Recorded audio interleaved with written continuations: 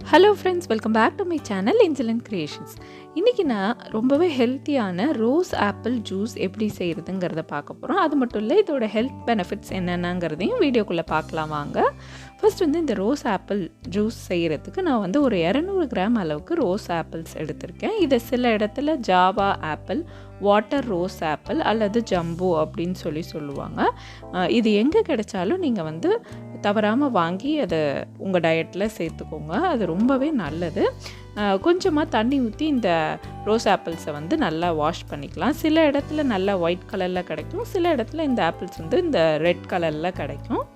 இந்த ரோஸ் ஆப்பிள்ஸில் vitamin C, vitamin A and calcium இருக்கிறதுனால இது நல்ல ஒரு இம்யூனிட்டி பூஸ்டர். அது கூடவே இது நம்ம லிவர், கிட்னியில் இருக்க டாக்ஸின்ஸ் எல்லாத்தையுமே ரிமூவ் பண்ணிடும் அப்படின்னு சொல்கிறாங்க. இப்போ இது எல்லாத்தையுமே கழுவி எடுத்தாச்சு. இப்போ இதுக்குள்ளே இருக்கிற சீட் பார்ட்டை நம்ம ரிமூவ் பண்ணோம். ஃபஸ்ட் மேலே ஒரு கட் பண்ணிவிட்டு ரெண்டாக இதை கட் பண்ணால் உள்ளே இருக்கிற விதை பார்த்திங்கன்னா நம்ம ஆப்பிளில் கட் பண்ணால் அது உள்ளே இருக்கிற விதை மாதிரியே இதில் இருக்கும். ஸோ அதனால் இதில் ரோஸ் ஆப்பிள் அப்படின்னு பேர் வந்ததான்னு எனக்கு தெரியல. நான் இதை கட் பண்ணி ரெடி பண்ணும்போது அப்படி தான் ஃபீல் பண்ணேன். ஸோ இதே போல் நம்ம உள்ளே இருக்க சீடு எல்லாத்தையுமே நம்ம ரிமூவ் பண்ணி இதை ரெடி பண்ணி வச்சுக்கலாம். இந்த மாதிரி ரெடி பண்ணதுக்கப்புறம் இதை ஒரு மிக்ஸி ஜாரில் மாற்றிக்கலாம். மிக்ஸி ஜாரில் சேர்த்துட்டு இது கூட ஒரு சின்ன ஒரு 1/2 இன்ச் துண்டு இஞ்சி சேர்த்துக்கோங்க. இஞ்சி ஓமம் ஒரு 1/4 டீஸ்பூனுக்கும் கொஞ்சம் குறைவாக எடுத்துக்கோங்க. ஒரு 2 சிட்டிகை அளவுக்கு உப்பு, 3 டேபிள் ஸ்பூன் அளவுக்கு சர்க்கரை சேர்த்துக்கோங்க. சர்க்கரை வேண்டான்னா நீங்கள் விட்டுட்டு வெறும் உப்பு மட்டும் போட்டு அடித்து குடிக்கலாம். அதே மாதிரி இதை நல்லா இந்த மாதிரி ஒரு தடவை அரைச்சிட்டிங்கன்னா அந்த ஓமம் நல்லா அரைப்பட்டுடும்.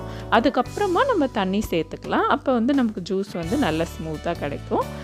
இப்போ தண்ணி ஒரு 150லேருந்து 200 ml தண்ணி சேர்த்ததுக்கப்புறம் ஒரு டீஸ்பூன் அளவுக்கு லெமன் ஜூஸும் ஊற்றி இதை இன்னொரு தடவை நல்லா அடிச்சுக்கோங்க. அடித்ததுக்கப்புறம் இதை அப்படியேவும் ஃபில்டர் பண்ணாமல் நம்ம குடிக்கலாம். குழந்தைங்களுக்கு கொடுக்கும்போது ஃபில்டர் பண்ணி கொடுத்தா அவங்க ஈஸியாக குடிச்சுப்பாங்க. ஆல்ரெடி இந்த ரோஸ் ஆப்பிளில் நல்ல ஒரு டைஜஸ்டிவ் ப்ராப்பர்ட்டி இருக்குது. அது கூட நம்ம அஜ்வைன் சேர்த்து அரைக்கும் போது இந்த இன்டைஜஷன் தொந்தரவு இருக்கவங்களுக்கு எல்லாத்துக்குமே ரொம்பவே நல்லது.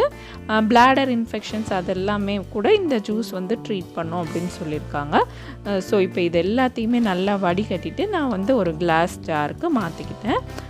இது கூட நான் ஒரு ஸ்கூவரில் ரோஸ் ஆப்பிள், கிவி, ஸ்ட்ராபெரி சேர்த்து கொடுத்துருக்கேன். அப்போ அந்த ஜூஸ் குடிக்கிறதோட கூட அந்த க்ரன்ச்சியான ஃப்ரூட்டும் சேர்த்து சாப்பிடும் போது ரொம்பவே நல்லாயிருக்கும். இந்த மாதிரி நான் ஆல்ரெடி ஆம்லா ஜூஸும் என்னோடய சேனலில் அப்லோட் பண்ணியிருக்கேன்.